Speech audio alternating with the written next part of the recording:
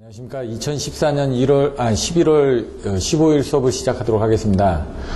며칠 전에 이제 수능이 있다 보니까 여러분 날씨도 많이 쌀쌀해지고 여러분들도 많이 지금 추워서 고생들 많이 하시는 것 같습니다. 이제 겨울이 다가왔기 때문에 여러분들 몸 관리에 신경을 써주셔야 되고요. 이제 수능이 끝났으니까 수능 시험생들은 신나 하겠지만 여러분들은 이제 수능이 시작된 겁니다. 왜냐면 앞으로 이제 91일 남았기 때문에 이 91일 동안에 여러분들의 공부 양들을 집중해서 하셔야지만 내년 2월 달에 더 좋은 결과가 있을 거라고 생각을 합니다.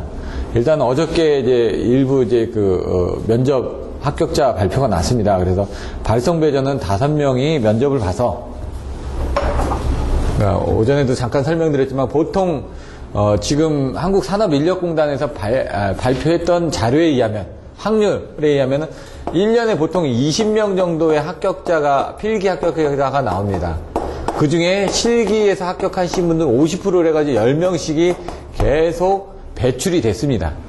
그러다가 올해 이제 2월 달에 2명 그리고 8월 달에 3명 해가지고 5명밖에 안 나왔죠. 20명이 나와야 되는데 불구하고 5명밖에 안 나왔다. 근데 여기는 확률은 항상 50%, 40%대에서 50% 사이대가 확률이 나왔거든요. 그럼 여기서 40%에서 50%대 확률이라면 2.5니까 2명은 합격을 해야 된다는 얘기죠.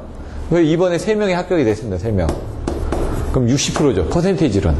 항상 하는데 문제는 남은 사람은 2명밖에 없다는 얘기입니다. 근데 운 좋게 이번에 3명 합격하신 분이 3명이 합격됐습니다. 보통 한두 사람은 떨어지거든요. 이렇게 되면은. 근데 그런 거 없이 기존에 합격하셨던 분들이 오히려 떨어지고 새로 이번에 필기 합격하신 분이 전부 다 합격이 됐더라. 이제 2명밖에 없으니까 어떻게 됩니까? 매년 20명씩 해서 10명씩 빠져나갔는데 5명 빠져나갔으니까 요 20명 면접 볼 사람들이 필요할 거 아닙니까? 공단도 먹고 살아야 되는데. 예를 들면, 그래서 여기에 몇 명이 들어갈지 모릅니다. 한 10명 정도가 내년 첫 번째 시험에 들어오지 않을까. 예상만 하는 겁니다, 그냥. 왜? 안 될 수도 있습니다. 내년 여름에 사람이 많이 뽑을 수도 있으니까.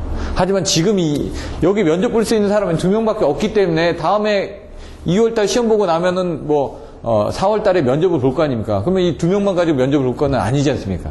면접을 볼 사람 필요하겠죠? 그러니까 이제 저희가 생각했을 때 10명 정도 뽑을 거라고 생각을 하고, 이번에는 좀 더 열심히 하셔가지고, 그 10명 안에 여러분들이 들어가실 수 있게끔. 남들 2-3명 들어갈 때 합격할 필요 없습니다. 소방처럼 60명 합격할 때 그때 들어가면 됩니다. 60명, 80명이 한꺼번에 나왔다니까요? 항상 한 15명, 20명 나오다가 갑자기 한때 그 2년 동안 60명, 80명, 30명 이렇게 합격자가 나왔습니다. 그때 치고 들어가야죠. 그때 들어간 사람들 운 좋은 거죠. 그러니까 예를 들어 아파트를 샀는데 나중에 아파트 값이 올라갔습니다. 1년 전에 산 거하고 지금 산 거하고 틀리다는 얘기죠. 운 좋은 거죠. 근데 운 좋은 건 뭡니까?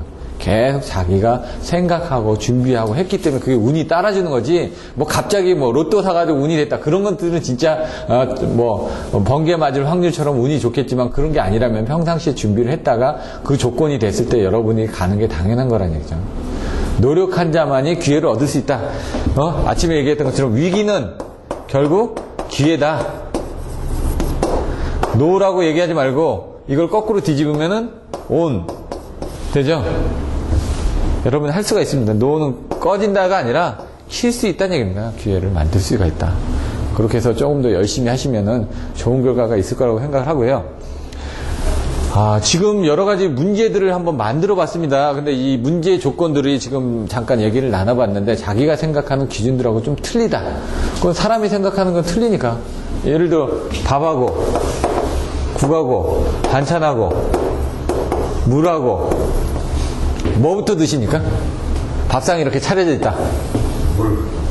물부터 드시는 분 있죠? 근데 물은 먼저 먹는 게 아닙니다. 맨 마지막에 먹는 거예요, 사실. 원래는.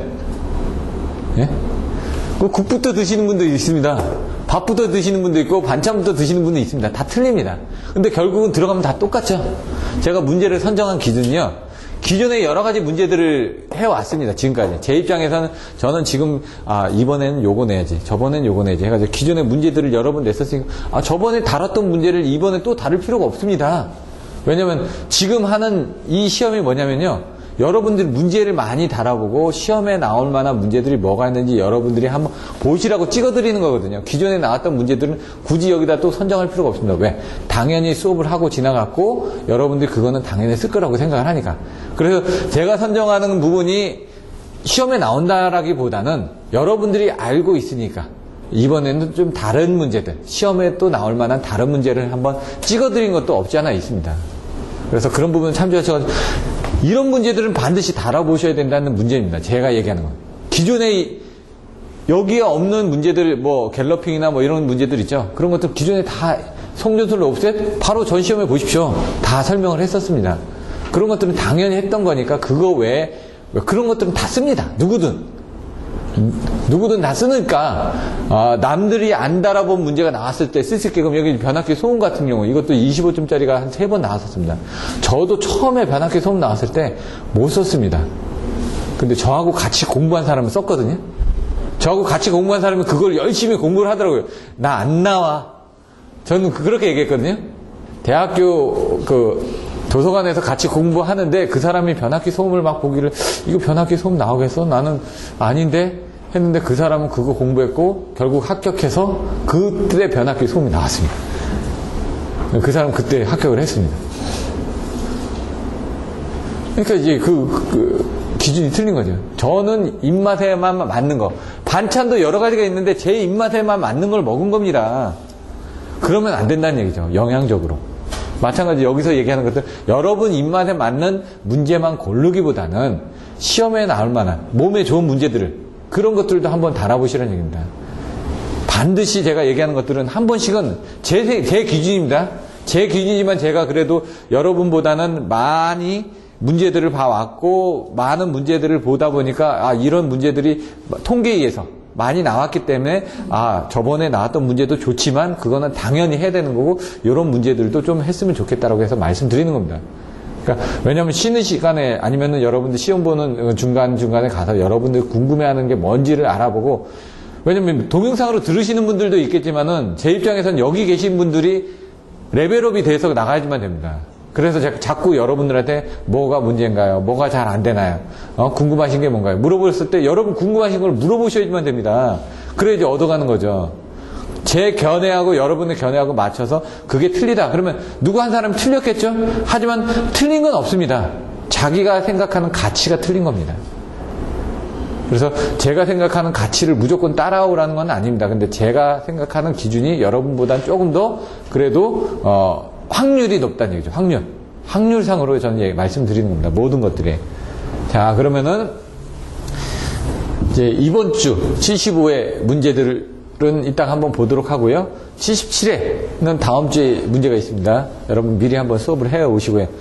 지금 이제 고민은 부분이 한 주 빠졌더니 방학이라고 좋아하시는 분들도 있는데 한 주 빠지니까 한 주가 왜 이렇게 긴지 저도 모르겠습니다. 저도 시간은 금방 지나갔는데 마찬가지로 지금 강의 방향에 대해서 여러분들 고민하실 수도 있어가지고 간단하게 안내를 해드리도록 하겠습니다. 일단 강의는 상권, 하권으로 나눠져 있습니다. 책은 뭐 63회부터 뭐 80 몇 회까지 있는데 요걸 1권, 2권, 그리고 하권을 3권, 4권으로 제본을 했습니다. 그리고 그 위에 제본들은 5권, 6권으로 여러분들 제본이 되어 있는데 실제로 책은 이제 2권 가지고만 진행을 할 겁니다. 근데 1권, 2권 끝났죠? 이제 3권이 들어갑니다. 근데 오늘 날짜는 이제 11월 15일입니다. 요게 이제 주차로 따지면 13주차가 됩니다. 13주차. 강의를 시작한 지. 그럼 여기 지금 한 8개가 있으니까 8개 정도가 있고, 그 다음에 기존에 했던 부분이 있고, 한 주 빠졌으니까 9개에다가 뭐 2개 정도는 요약해드렸으니까 거의 10일, 뭐 요게 한 3개 정도 되겠네요, 그러면. 문제풀이도 하나 있었으니까. 이렇게 따지면. 쉰 날도 있을 거예요. 요게 12주 동안에 여러분들이 수업을 한 8개 정도를 지금 끝낸 겁니다. 과정들은. 그럼 나머지 여기 한 8개가 있을 거 아닙니까? 그럼 11월 15일부터 21일, 11월 달에 한 3개 정도 있고요. 그 다음에 12월 달에 4개 정도, 4개나 5개가 있을 겁니다. 5개? 1월 달에 5개인가? 이렇게 있습니다. 요게 4개인가 그렇고, 요게 5개인가 그럴 겁니다. 그럼 요걸 따지면 지금 남아있는 부분이 7에다가 12 정도가 남았습니다. 오늘까지 따지면은 8 반 정도가 지난 겁니다. 딱 기준으로 보면. 왜냐면 180일 아니니까 6개월이. 그중에 90일 남았으니까 반 지난 겁니다. 이제 여러분 시작이 반이라고 반의 반을 지났습니다. 지금. 왜 이런 부분을 설명드리냐면 뭔가 시작이 있으면 끝이 있습니다. 이 끝이 있는데 가는 중간중간에 여러분들이 어떤 시간 관리를 하셔야지만 됩니다. 여기서 좀 늦춰졌다. 그럼 여기서 땡겨야지만 됩니다. 이 기간을. 빨리 가야지만 됩니다. 그래서 지금 저는 여러분들이 시험을 보기 전까지 어떻게 수업을 해야 될지 그걸 생각을 하고 여러분들도 미리 좀 고민을 한번 해보시라는 얘기입니다. 91일만 생각하시면 안 됩니다. 거꾸로 생각해서 나는 이때 시험을 봐야 되는데 이때 시험을 보기 위해서 내가 몇 문제를 가져가야 된다. 100문제를 가져가겠다. 그럼 100문제를 가져가기 위해서 요때까지는 몇 번 보고 요때까지는 몇 번 보고 요때까지는 몇 번 보고 이 계획을 여러분 스스로 짜가지고 거기에 맞춰서 가셔야 된다는 얘기죠. 아침에 얘기한 것처럼 여러분이 30점 레벨이다. 그럼 여기 지금 3달 정도 남았으니까 35점, 40점, 45점 이렇게 한 달, 2달, 3달 해가지고 나는 이번에 45점 목표야. 이렇게 가죠. 그럼 그 다음에 또 보시면 45점부터 시작하겠죠. 50점, 55점, 60점 해가지고 3달 정도 지나면은 나는 60점. 합격이 되는 겁니다. 1년 코스로 본다면은. 이렇게 이제 여러분들이 뭔가 기준을 정해서 좀 공부를 했으면 좋겠고요. 저는 그냥 제 한 주에 한 개 챕터씩 이렇게 진도를 뺄 겁니다. 그러면은 한 11월 달 정도면, 여기 11월, 여기 12월, 1월인데, 1월은 무조건 5주입니다. 1월은 5주인데, 이게 4주일 거고. 그럼 여기 8개 정도인데 지금 3개하고 4개가 있죠? 그럼 한 주에 8개 하면 여기 한 주 정도를 빼게 되면은 얼추 연급한 부분은 8개가 여기가 다 끝납니다. 그럼 나머지 4주가 남죠? 요 4주 때 200문제 정도를 계속 돌릴 겁니다. 그러면 어떻게 되냐? 요 8주 동안에 여러분이 이 부분은 빨리 보셔야 된다는 얘기죠. 제가 수업하는 것만 쫓아오시면 안 된다는 얘기입니다. 먼저 앞서 나가셔야 된다는 얘기죠. 앞서 나가고, 그리고 이것도 앞서 나가셔야지만 시간이 된다는 얘기죠. 왜? 저만 쫓아오다 보면은 이 30점이 그대로 가는 겁니다. 35점 정도밖에 안 되는 겁니다, 지금. 그래서 자꾸 말씀드리는 게 이런 부분을 가지고 책을 미리 보시고, 본다라는 게 그걸 머릿속에 다 넣으라는 얘기가 아니라 한번 보면서 여기에 이런 내용이 있구나, 여기 이런 내용이 있구나, 내가 잘 모르는 내용이 이런 게 있구나, 내가 아는 내용은 보고, 아까 얘기한 것처럼 내가 많이 보던 문제들은 있는데 많이 못 보던 문제들도 많을 거란 얘기죠. 그런 문제들 다양하게 달아보면서 어떤 식으로 공부를 해야 될지. 왜냐면 공부는 누가 해주는 게 아니거든요. 본인이 해보고 시행착오를 겪어봐야지만 됩니다. 계획을 가지고 했더니 못하더라. 그러면 그 계획은 잘못된 겁니다. 내가 할 수 있는 계획을 짜야죠. 처음에는 무리하게 계획을 짰는데 해보니까 나는 요거밖에 안 돼. 그럼 현실성 있는 계획으로 계속 바꿔나가면서 계획을 수정해 나가다 보면 내가 여기서 안 되니까 그럼 여기서부터 시작해야 되겠다. 이걸 아는 겁니다. 나는 여기서 이만큼 시작해서 끝낼 거라고 생각을 했는데 못 끝냈습니다. 그럼 다음번에 할 때는 시간을 더 늘려야 되겠죠. 더 늘려서 갈 수밖에 없습니다. 저도 맨날 야근하는데 나 요 정도 끝날 것 같은데 안 되니까 일 더 하다 보니까 야근을 하게 되는 겁니다. 그러다 보니까 그 다음부터는 나는 요게 데드라인이 여기니까 여기서부터 이런 것들을 준비를 해야 되겠구나. 그리고 이제 한번 하다 보니까 요령이 생겨서 그 다음에 요 정도로 시간을 좀 더 줄일 수 있겠더라. 그러면 그 다음에 요 정도로 시간을 줄일 수 있겠더라. 그래서 한 번 보는 시간을 일주일, 15일, 그 다음에 30일, 그 다음에 45일 이런 식으로 해서 45일 동안 한 번 보고 그 다음에 30일 동안 한 번 보고 그 다음에 15일 동안 한 번 보고 이런 식으로 자기가 볼 수 있는 시간적인 부분을 안배를 할 수 있다는 얘기입니다. 좀 서두가 길었지만 여러분들의 이 10명, 아까 얘기했던 10명에 맞춰서 이런 기간을 잘 활용하시다 보면은 나중에 좋은 결과가 있을 거라고 생각을 하고요. 지금은 시행착오 기간입니다. 아직 90일이 남았습니다. 왜? 50일 때까지는 좀 시행착오를 해보시라는 얘기죠. 그리고 50일 때는 시행착오한 그걸 가지고 전념을 하셔야만 됩니다. 그때는. 여러 번 볼 수 있게끔. 자, 그러면 내용을 한번 보겠습니다. 1번 유효접지 방식 다 쓰겠죠. 여러분들이라면 뭐를 쓰셨을까요? 유효접지 방식 썼을 거고 10문제를 선택한다면은 지중 케이블 옵수에 썼을 겁니다. 당연히 반도체, 다도체 이것도 썼을 겁니다. 복도체를 가지고 유연성종 시스템 썼을 겁니다. 플리커 썼을 겁니다. 갤러핑 썼을 겁니다. 여자 드립줄을 썼을 겁니다. 7번 변압기 소음 이거는 조금 못 썼을 겁니다. 그래서 못 썼을 것 같은 걸 문제로 넣은 겁니다. 왜? 시험에 나오니까. 나왔을 때 안 되는 것들, 그런 것들 보자는 얘기예요. 9번은 제가 뺐습니다. 근데 9번도 필요합니다. 10번. 여기서 말들이 좀 많았는데, 마이크로 가스터빈 복합발전 시스템. 이게 문제가 뭐냐, 그죠? 결국은 복합발전을 물어봅니다. 문제에서 물어보고자 하는 게 뭡니까? 소형 분산 전원 중에 하나인 마이크로 가스터빈이 있는데, 그거를 이용한 복합발전 시스템의 구성에 대해서 설명하시오. 그럼 분산 전원인데 뭡니까? 분산 전원이 복합발전이라는 부분이 있는데 거기에 조그만 마이크로 가스터빈을 사용했다 이 얘기입니다. 그러니까 결국 물어보는 건 복합발전에 대해서 설명을 하는 얘기입니다. 근데 그 가스터빈을 이용한 복합발전인데 그 가스터빈이 마이크로는 조그마한 거라는 얘기고 매크로는 큰 거라는 얘기고요. 그럼 뭐 거시 경제학, 뭐 미시 경제학 얘기하는 부분이 거시가 넓게 보는 거고 미시는 조그맣게 보는 거고 이런 내용하고 똑같습니다. 피레기 전격전압. 이거 뭐가 있죠? 피레기 전격전압? 예? 288, 144, 그리고 18, 예, 18, 21. 그리고 위에 예?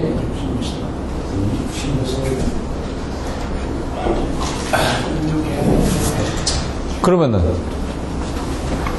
288이 몇 프로 피레기죠? 80%. 그러면은 144는 몇 프로 피레기죠? 85% 피레기. 그러면은 이제 66S는 피레기는 전압이 몇 킬로볼트라고요? 예, 66kV. 예? 115% 피로기 아닙니까? 115%. 80%, 85%, 115%가 생각이 나면서 288, 144, 뭐 여기까지 딱 생각이 나죠. 저도 갑자기 생각이 나요. 84였나요?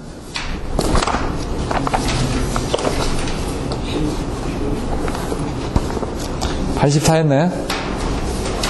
84요. 예? 84. 그 84를 66으로 나눠보십시오. 몇 프로가 나오나?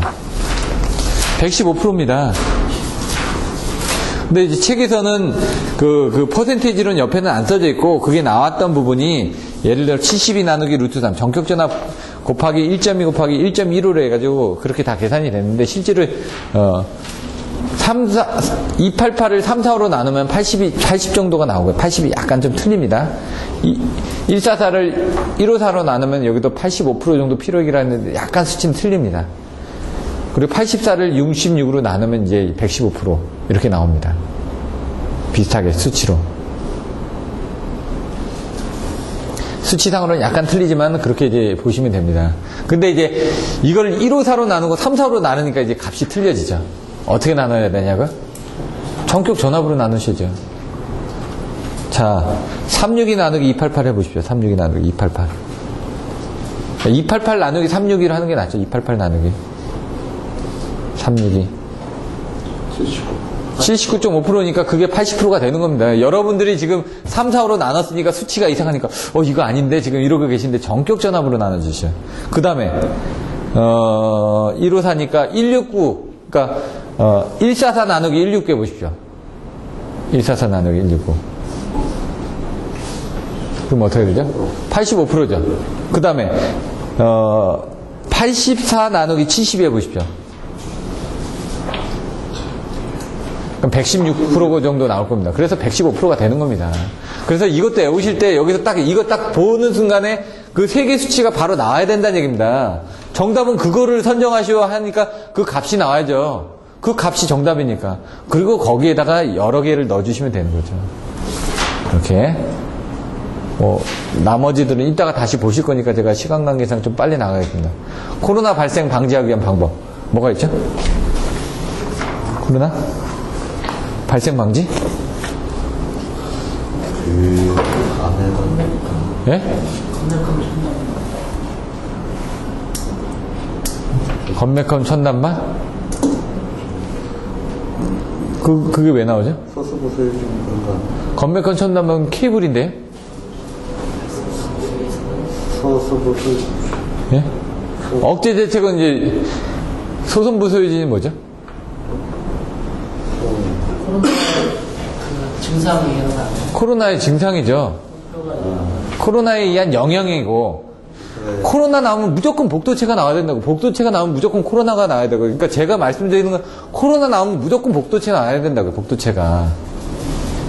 복도체가 나오면 무조건 코로나가 나와야 되고. 이런 것들이 바로 여러분 머릿속에 있어야지만 나중에 쉽다는 얘기죠. 여기 위에서도 지금 단도체, 복도체 저기 위에 나왔죠. 복도체 나오면 거기 코로나 나옵니다. 실효정 나오고 실리손코 나옵니다. 실리손코. 복도체 나오면 실효정에 감소한다. 리액턴스 감소한다. 성존율이 증가한다. 코로나 발생이 억제된다. 이런 식으로 이게 딱 바로 나와야 된다는 얘기입니다. 문제를 딱 보는 순간 이거 하면 이거 복도체 써야 되겠구나. 이게 지금 나오게끔 여러분들 계속 훈련을 하셔야 된다는 거예요. 문제다, 문제다. 그렇게 되고 난 다음에 그 다음에 이게 왜 그러지? 지금 뭐 건맥컴천담은 그 케이블 쪽에서 나오는 요거거든요. 소선부 소유진? 소선부 소유진 목표가 이하반에서 소선부 소유진은 이제 영향이고, 코로나에 대한 영향이고, 코로나에 대한 대책에서 이제 목표가 이하반이 나오면 제가 이해가 되는데, 키워드는 많이 들었는데. 그러니까 코로나니까 키워드가 튀어나오는데 그 키워드가 뭔지를 모르는 거죠, 이제 정확하게. 여기서 얘기하는 이 문제의 의도를 정확하게 파악하고 그 문제에 대한 답을 쓰는 훈련을 여러분은 자꾸 생각하셔야 된다는 얘기죠. 그것만 나오면요, 그다음부터 쉽습니다. 왜? 아니까. 목차를 썼는데 그 답을 못 쓸 게 뭐가 있습니까? 목차가 안 나와서 여러분들이 시험장에서 헤매는 건데.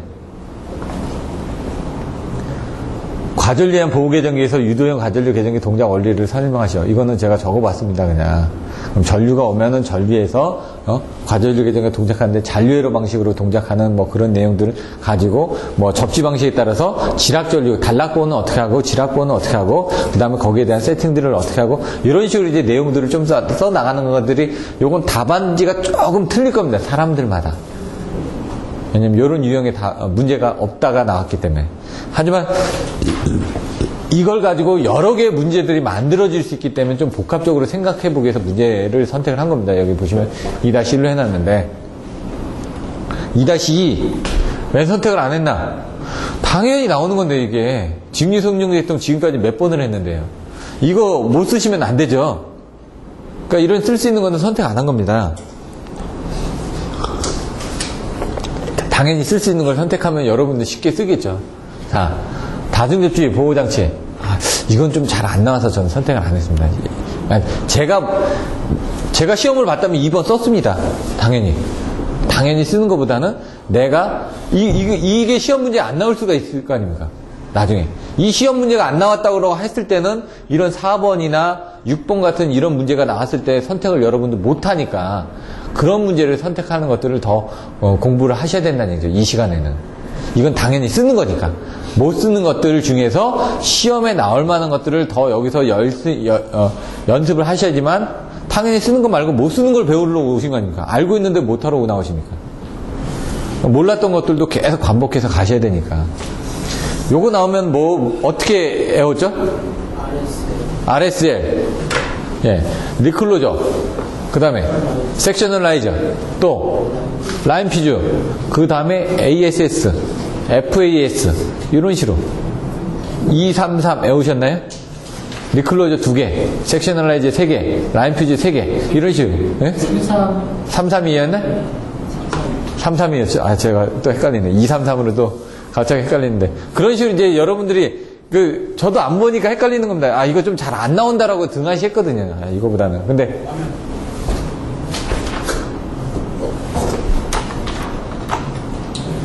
한번 탁 치니까 얘가 정신없이 막 올라가 버리네요. 자, 2교시로 넘어갔는데, 자 이렇게 돼 있고, 요거는 이제 기존에 이제 배전설로 보호흡조는 좀 잘 안 나옵니다. 오늘도 이제 설명드릴 때 가장 많이 나오는 건 변압기 보호 방식입니다. 그 다음에 많이 나오는 건 발전기. 그 다음에 송전선 쪽에 거리 개전 쪽이 좀 많이 나왔고, 그 다음에 모선 쪽이 좀 나왔고, 그 다음에 배전술래 보호흡조는 좀 잘 안 나왔습니다. 안 나온 건 아닌데 잘 안 나왔다는 게 옛날에는 많이 나왔는데 최근에 많이 안 나왔다는 얘기예요. 최근에. 그러니까 통계로는 어느 정도 나왔습니다. 근데 최근에 나온 빈도로 봤을 때는 많이 안 나왔다. 그 얘기는 또 나올 수도 있다는 얘기지만, 하지만 이제 최근에 나왔던 것들이 추세가 있으니까 지금 75회 때 나왔던 문제가 77회 또 나옵니다. 그래서 지금 여러분들이 102회, 104회 때 나온 문제들이 지금 이번에 105회 때 시험에 또 나온다는 얘기입니다. 그래서 공부를 하실 때는 항상 최근 거부터 이렇게 해서 보시라는 얘기죠. 요즘 2G 핸드폰 쓰시나요? 안 쓰죠? 다 4G 쓰는데. 마찬가지로 최근에 나온 문제들이 문제가 대두가 되기 때문에 나온 문제들이니까 그런 것들이 또 나올 수 있는 확률이 높으니까 옛날에 나왔던 뭐 30회 때, 50회 때 이런 거 보시지 말고요. 80대 이후, 80회 이후의 걸 보시라는 얘기인데 문제는 80회 이후에 그 문제풀이들이 별로 없지 않습니까, 지금. 그러니까 이제 저희가 60회부터 80회까지의 문제풀이가 되어 있는 자료를 가지고 보시다 보면은 그게 다 기본 베이스가 되기 때문에 물론 새로운 유형들은 문제는 있겠죠. 그런 새로운 유형의 문제들을 좀 더 여러분들 보시라는 얘기입니다, 지금. 맨날 주는 것만 먹는 게 아니라 여러분 찾아서 공부도 하셔야 되지 않습니까? 4번 전력계통에서 무효전력 공급원으로 설치되는 콘덴서 블로리액터의 회로 개폐 시 나타나는 이상 현상. 차단기 선정 시 유의할 점. 이제 개폐 시에 뭐 전압이 올라가고 내려가고 하는데 이것도 보시면 이제 뭐라고 해야 돼? 차단기 개폐 시 발생하는 현상이 있었죠. 발전기에서 발전기는 이렇게 계속 전압이 진행을 하는데 차단기 쪽이 차단이 됐다. 그러면 그 사이에 하나, 둘, 세 개 그린 다음에 전류 그린 다음에 차단기 개폐 시 나오는 부분에서 뭡니까? 과도 회복 전압에서 회복 전압으로 넘어가는 그런 그림들이 있었죠. 그래서 이제 과도 진동에 해가지고 위상에 따라서 얘가 뭐 3579에 가서 과도 진동을 한다. 이런 내용들도 있었고.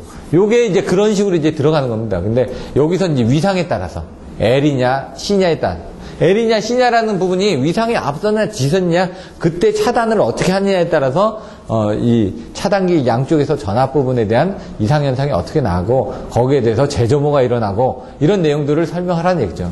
알고 계셨던 내용이지만 이걸 좀 바꾸니까 그러면 여기 차단기 선정 시 유의할 점에 설명하라고 되어 있습니다. 이상 현상 설명하고 차단기 선정 시 유의할 점 두 가지입니다. 포인트는 저기서 딱 밑줄을 그어보면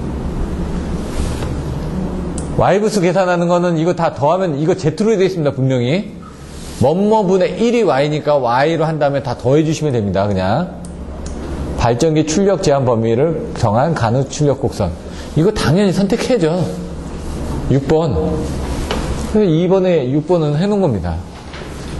그 교시에 두세 문제 정도 많게는 4문제 정도까지도 선택을 하는 경우가 있는데 왜 지금요 저는 이제 13문제만 선택을 한 겁니다. 13문제 1교시 13문제가 딱 됐을 때 여러분들이 그걸 쓸 수 있게끔 훈련을 해야 되니까 3교시 부분을 보시면은 변전소를 이중모선을 하는 경우 이거는 여러분들 당연히 알 거라고 해서 제가 저기다 선택을 안 했습니다. 이중모선 모선의 종류는 뭐가 있죠? 단모선, 복모선, 그 다음에 환상모선 있죠. 복모선의 종류에 2.0 그게 2.0이 이중모선입니다. 그리고 1과 2분의 12모선 그 다음에 2부 스타일 모선 4부 스타일 모션 모선의 보호 방식은 어떻게 되죠? 압류방위 한차 이렇게 해서 보시면 되고요. 여기서는 그러니까 이중모선이니까 모선이 2개고 차단기도 2개입니다.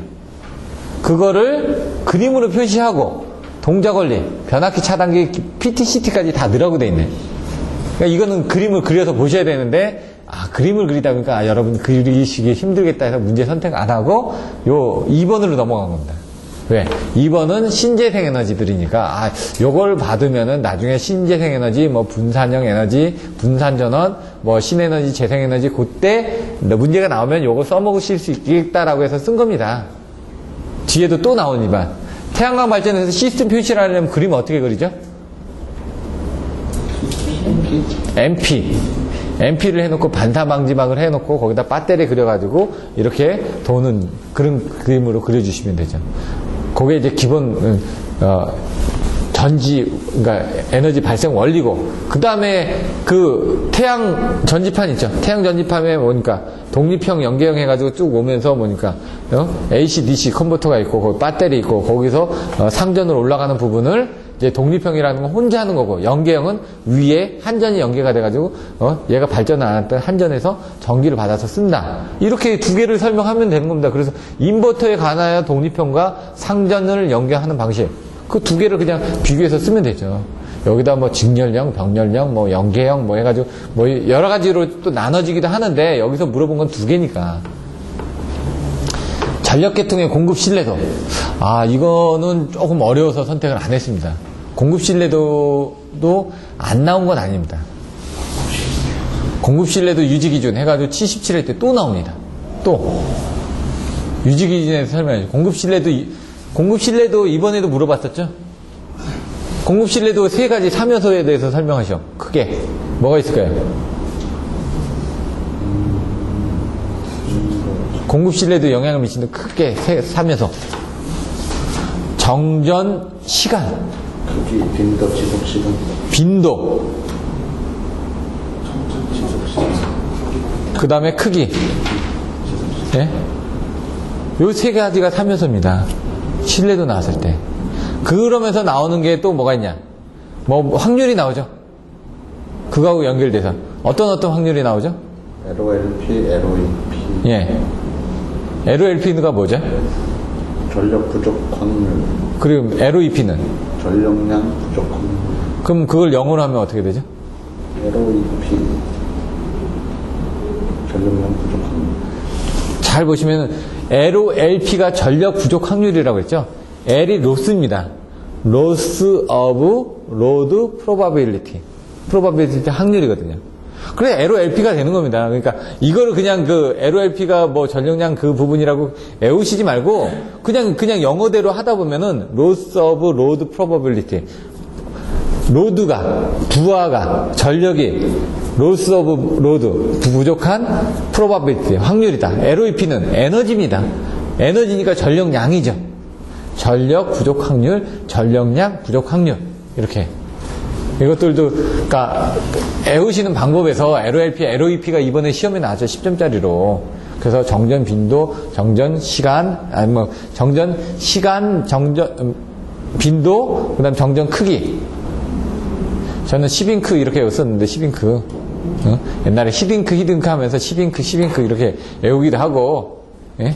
10잉크는 외우기 쉬운데 10잉크는 외우기 힘들지 않습니까? 히딩크, 10잉크 비슷한데, 예? 여기 정전이라는 부분이 옛날에 축구 경기하다가 정전이 일어났는데 그때 히딩크 생각하면 10잉크 시간과 빈도와 크기를 가지고 얘기하는구나. 뭐 이런 식으로도 얼마든지 돌려서 외울 수가 있거든요. 고도파 발생 원인 당연히 선택해야죠. 이거는 굳이 세 문제를 선택한다면 이 3번은 여러분들이 선택하시기가 힘들고, 그 다음에 시험 빈도에서는 나왔을 때 정전 시간하고 빈도하고 크기를 쓰라고 하더라도 이거 쓰실 수 있을까? 좀 쓰기 힘들 것 같다. 그렇게 해서 뺀 겁니다. 태양광 발전 쓰기 쉬울 거거든요. 이중모선 쓰기 쉬운데 그림 그리기가 힘들 것 같아서 그냥 편의상 생략을 한 거고. 대통의 운전 상태가 계속 변합니다. 측정면에 따른 이 부분도 문제가 좀 어렵습니다. 이게 부하의 표현 부분에서 얘기를 한다 그러면은 나올 수는 있는데, 이런 유형의 문제는 굳이 선택을 하라 그러면은 이 부분보다는 6번을 선택을 하는 게 낫죠. 6번 같은 경우는 교과서에 있는 문제거든요. 5번은 애매합니다. 내용을 보는 거에 따라서. 근데 6번은 애매할 게 없습니다. 딱 떨어집니다, 그냥. 근데 6번도 좀 어렵습니다. 왜냐면 여기서 지금 X값하고 이 X값하고 더해서 막 계산을 해야 되고 해서 얘가 1.25니까 1.25만큼이 나오는 거고, 그래서 요거는 이제 계산식을 한번 보셔야지만 됩니다. 저도 계산식을 봤는데 좀 잘 이해가 안 되더라고요. 요 X값이 있고, 그 다음에 여기 값이 있고, 요거하고 플러스하고 이런 식으로 나와 있는데 그 부분 한번 보시면 되죠. 근데 6번 부분은 풀어보셔야지만 제가 여기서는 계산 문제는 생략을 했기 때문에 뺐습니다. 4교시 6문제가 있는데 저는 몇 번을 선택했냐면 4교시에는 3문제를 선택했습니다. 1번하고 5번, 6번은 여러분들이 반드시 알고 가셔야 되겠다. 제 기준에서는. 1번 배전자동화. 저번에도 설명했죠. 배전자동화면 배전자동화의 목적이 뭐죠?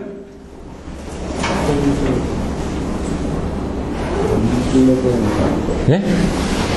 배전자동화의 목적. 공은 설계라고 제가 말씀드렸죠. 공이 뭐죠? 공급 신뢰도 향상. 운전율의 극대화. 설비 이용률 향상이 아니라 설비 이용률 증대입니다. 개는 개통운행 현대화. 공은 설계가 반드시 생각이 나야 된다고, 배전자동화. 그 다음에 나오는 키워드가 기능, 목적, 뭐 이런 적용, 이런 부분이 나와있죠. 기능, 목적. 기능, 목적. 기능이 뭐가 있죠? 네 가지? 키워드? 선배가 부자라고요. 선로 운전 자동화, 자동 원격 검침, 부하 집중 제어, 선배 부자, 배전 정보 관리 수집, 이런 식으로. 그 숫자, 뭐 자만 나와도, 이건 자동 원격 검침이다. 이렇게 바로 나올 수 있게끔 여러분들 해 놓으시면 된다는 얘기죠. 선배 부자, 개사 F전, 냉피 정무, 공정감해, 첨정 검민. 생각나시나요? 제가 이거 100번은 얘기했다고 하는데 그게 이제 머릿속에서 바로 나와집니다. 배전 자동하면 공문 설계 나오고 기능 목적에서 선배 부자, 개사 F전, 냉피 정문, 공정감해, 첨정 검민이 딱 나오면 그 다음부터 살만 붙이면 됩니다. 그냥. 그러면 지금 그거만 기능 목적만 하게 되면 지금 8줄이 써집니다. 그리고 지금 뭡니까? 기능 목적이죠. 근데 그 앞에 또 배전 자동화에 목적 하게 되면 4줄이 써집니다. 그리고 그림 그립니다. 그럼 한 페이지는 그냥 나왔죠. 그리고 거기에 대한 뭐 시간하고 관련된 그런 내용들을 쓰시다 보면 2페이지 정도가 나온다는 얘기죠. 그리고 배전 자동화가 뭐다라고 설명을 해야 되겠죠. RTU 쪽에서 해가지고 시그널들을 다 받아가지고 변압기 2차 측에 FRTU로 해가지고 피더 리모트 터미널 유닛으로 해가지고 다 묶어가지고 상위 시스템에서 관리를 하기 위한 부분이다. 이런 컨셉이 나와주셔야 된다는 얘기입니다. 지금. 그리고 F점에 단락사고가 발생하는 건 과전류 계정기를 이용한 동작 원리를 서술하죠. 이 부분은 요 그림이 나온다고 그랬죠? 요 그림 오늘 오전에 보이셨죠? 10장 보호계정기 쪽에서. 이 그림에서 A, B, C 해가지고 3가지 부분으로 해서 시험 문제 나온다고 아침에 설명드렸지 않습니까? 그래서 여기서는 보호계정기에서는 선로상에서는 뭐가 있었죠? 방사상 선로, 환상 선로, 병행 위해선 선로. 그 안에 이제 그림이 없었나요? 저 그림이 있었다고요. 그래서 그 그림들을 한번 잘 보시라고요. 기본서에 있는 부분들을. 삼상 단락이 발생했을 때 요거는 지금 이해선 송전선에서 이게 지금 Y 아닙니까? 이 Y가 델타로 변하면서 이 전송 전력을 계산하는 부분, 전달 임피던스를 계산해서 전송 전력을 계산하는 임피던스입니다. 반드시 푸셔야지만 됩니다. 계산 문제를 선택을 안 하다 보니까 선택을 안 한 겁니다. 4교시에 4번은 선택을 안 했습니다. 왜? 당연히 쓰실 거라고 생각하니까. 일선지락전력. 삼상 단락, 성간 단락, 일선지락인데 일선지락이 제일 많이 나옵니다. 지금까지. 유효접지하고 일선지락이 가장 많이 나왔습니다. 고장조율 쪽에서. 근데 일선지락에서는 응용이 나오면서 A상이 지락 난 경우, C상이 지락 난 경우, 그 다음에 뭐 A상이 지락이 났는데 ZF로 지락이 난 경우, 뭐 변압기의 중성점에 뭐 ZF가 걸린 경우, 뭐 이런 식으로 조금씩 응용된 내용들이 문제들이 나와 있습니다. 그래서 그런 것들을 좀 같이 한번 보시면 될 것 같고요. 고장상의 지락 전류와 건전상의 전압식을 유도하셔. 근데 이 답안지에서는 변압기의 중성점에다가 Z를 달아놓고 그걸 3Z로 표시를 해가지고 계산을 했습니다. 그게 맞는지 틀리는지 저도 조금 혼돈이 됩니다. 보통 일선 지락들, 다음 그림에서인데 제가 그림이 여기 없어가지고, 근데 거기 아마 그림에는 변압기 중성점에 3Z가 그려져 있기 때문에 그래서 그렇게 이제 풀으신 거고, 그렇게 보면은 약간 어렵습니다. 기존의 일선 지락 전류보다. 근데 여기서 아셔야 되는 게 일선 지락 시계, 일단 여러분이 나나 한번 볼까요? 일선 지락이 났죠. 책하고 또 틀린데 여기 A상의 지락이 났습니다. 여기 B상입니다.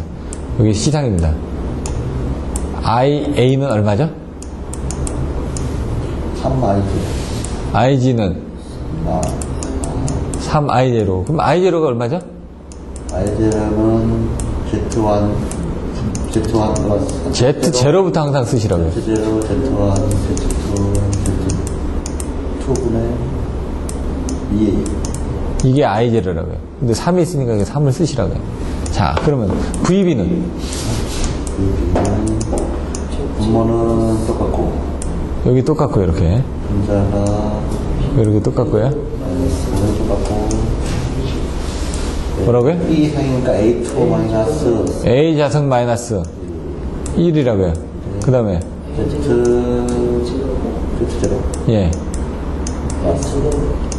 A2 마이너스 A 자석 마이너스 A에 Z1, Z2. Z2. 그럼 여기에, 여 문제에선 여기에 Z가 이렇게 달렸습니다. 3Z, 이게 3Z가 달렸습니다. 3Z가 분모를, 그럼 어떻게 될까요? 분모에다가 어떻게 답을 쓰면 될까요? Z2 이 옆에다가 플러스 3Z. 3Z. 이게 끝인가요? 외우는 방법, 이게 똑같습니다. 왜냐면 여기 이 Z라는 게 영상분해, 지락이 났거든요. 지락이니까 영상분해 관련된 거니까 영상분해 관련된 게 뭔가요? 요거 아닙니까, 지금? 요거는 영상분 아니죠? 그러니까 여기는 3Z는 사실은 여기에 A 자승 마이너스 1에 가로 닫고 3Z가 나옵니다. 더하기는. 여러분들 아실 수 있는 건 이게 어떤 법칙들이 다 있다는 얘기죠. 지금 3Z가 지락에 관련된 부분이니까 지락에 관련된 요소는 지금 요 A 자승 마이너스 1 부분이 지락에 관련된 팩터거든요. 그 Z0에는 적용했는데 이 3Z라는 게 바로 이 Z0에 영향을 미치는 거니까 얘도 A 자승 마이너스 1 가로 열고 3Z 부분만큼이 여기서 더해지는 겁니다. 나중에 가서 보시면은. VC도 가서 보시죠. 그럼 여기서는 VC는 앞에가 A-1이죠. Z0죠. 그 다음에 플러스 A-A 자승의 Z2죠. 그리고 플러스 A-1에 3Z가 됩니다. 이건 안 봐도 뻔합니다. 그러니까 이게 애우려고 그러는 게 아니라 앞에 거를 애웠다 보니까 이렇게 나오게 되면은 나중에 답을 유출할 수가 있습니다. 이게. 한 번만 보면. 그럼 그다음부터 나중에 이거 쓰면서 중간에 계산하는데 계산이 안 나옵니다. 이게. 왜냐면 기존에 했던 거하고 틀린 문제 아닙니까? 그럼 어떻게 됩니까? 이 요령을 알면은 이거는 이렇게 나올 거야 하고 중간에 대충 하다가 넘어가면 저게 답이 나옵니다. 이게 편법을 가르쳐 드리는 겁니다. 왜? 결론부터 여러분들이 알고 나면은 저게 이게 어떻게 중간에 유도되는지 그게 혼돈이 되더라도 결론을 쓰는 데는 지장이 없으니까. 그러면서 이제 결론에 맞게끔 여러분들 틀린 부분이 나왔을 때 뭔가 틀렸는지 볼 수가 있으니까 저 요령을 가르쳐 드리는 겁니다, 지금. 요령이라는 건 요령이기 때문에 이게 안 맞을 수도 있습니다. 근데 제가 생각했을 때 답은 맞습니다, 저렇게. 그래서 요거는 지금 뺐습니다, 내가. 이것도 수식으로 그림을 그려야 되니까 이거 또 쉬우니까. 근데 쉽다기보다는 조금 응용은 되지만은 그거보다는 저는 이제 분산형 전원 에너지. 지금 요즘, 앞으로 10년 후까지 유망한 자격증이 에너지하고 환경 쪽에 관련된 화공, 이런 쪽에 대한 자격증이 가장 유망한 자격증이라고 발표가 됐습니다. 뭐 사회복지관리사 이런 것들도 유망한 자격증이 하나로 대두가 되더라고요. 그만큼 그런 일자리가 많아지다 보니까. 그래서 초전도 에너지도 이런 것들 다 에너지 쪽에 관련된 부분이어가지고 신재생 에너지에 관련된 초전도 에너지 응용 기술, 개요, 전력 기술 분야의 응용 및 효과. 이거는 이 제목만 봤을 때는 참 난감하거든요. 어떻게 써야 될지. 분명히 신재생 에너지에 대해서 쓰라고 하는데 그 에너지 중에서 초전도를 어디다 응용을 하느냐. 초전도 케이블을 어디다 응용할까요? 케이블에도 응용하고 또 변압기에도 응용하고 또 발전기도 응용하고 또 전동기도 응용하고 또 저장장치도 응용하고 여러 가지로 초전도를 이용해서 저장할 수 있는 응용할 수 있는 분야들이 많은데 그것들을 어떻게 응용을 하느냐하고 그것들을 했을 때 어떤 효과들이 발생될 수 있느냐 그걸 얘기하는 거죠. 초전도 변압기에 뭐가 필요 있습니까? 초전도 변압기를 쓰는 가장 큰 이유는 변압기는 온도가 낮으면은 낮을수록 부하를 더 많이 걸을 수가 있으니까. 초전도 케이블을 쓰는 게 송전용량을 증대하기 위해서 쓰는 거 아닙니까? 초전도를 쓰는 게 저항이 없다 보니까 손실이 없고 그러다 보니까 에너지 효율 전달 효율도 좋고 에너지 보존도 쉽기 때문에 그래서 초전도 에너지 저장 장치에서 어디다 가다 놓고 그 차가운 온도를 이용해 가지고 자기적으로 저장을 한다든가 그게 SMES 아닙니까? 슈퍼 마그네틱 뭐 SMES도 있고 뭐 여러 가지 내용들이 나오겠죠. 그런 내용들을 쓰고 초전도 전동기가 필요할까요? 전동기는 일하는 건데 물론 있다고는 합니다. 뭐 문헌에 의하면은. 근데 그 초전도체를 이용해서 뭐 그 전동기를 냉각을 시켜가면서 일을 해야 될 이유가 있을까? 이런 생각이 듭니다. 왜? 전동기는 쓰는 건데. 변압기도 쓰는 거지만 거기서 이제 손실이 많이 생기니까 그 손실을 줄이기 위해서 온도를 낮춰가지고 저항을 줄여가지고 손실을 줄이겠다는 의도로 그냥 저는 생각을 했고요. 단락비 성질. 자료가 조금 미흡합니다. 이따가 다른 것들 보여드릴 때 단락비가 뭐죠? 정막계 삼류지개. 전격 속도에서 무브와 전압을 발생시키는 데 필요한 계좌전류. 3. 삼상 단락전류와 같은 지속 단락전류 흘린 데 필요한 계좌전류. 이렇게 바로 나와야죠. 그럼 그림이 나오죠. 단락비의 그림에서. 무브와 포화 곡선, 단락 곡선 나오죠. X축은 뭐라고요? 계좌전류인데 IF2, IF1. 그 Y축은 3개가 있습니다. 뭐가 있죠? 그리고 밑에서부터 보셔야죠. 항상 전격전류, 단락전류, 전격전압.